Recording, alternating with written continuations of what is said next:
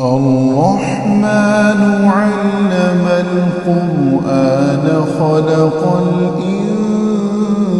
الإنسان علمه البيان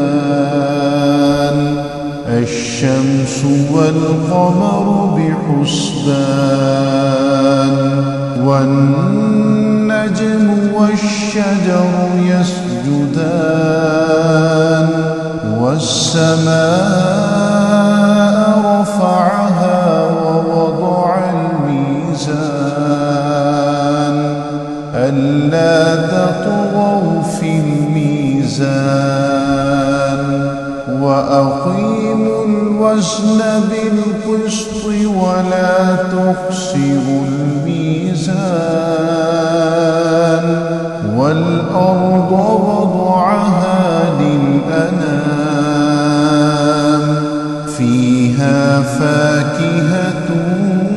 والنخل ذات الأكمام والحب ذو العصف والريحان فبأي آلاء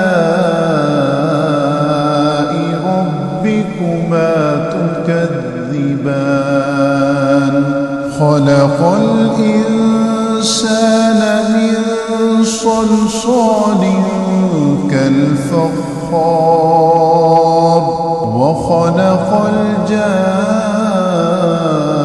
الجان من مارج من نار فبأي آلاء ربكما تكذبان رب المشرقين ورب المغربين فبأي آلاء ربكما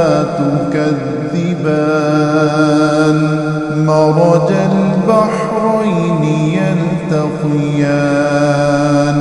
بينهما برزخ لا يبغيان فبأي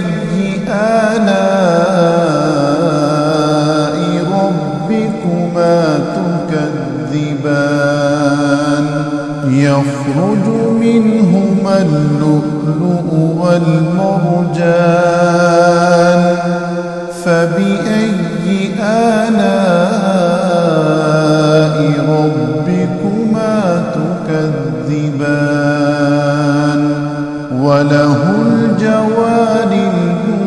المنشآت في البحر كالأعلام فبأي آلاء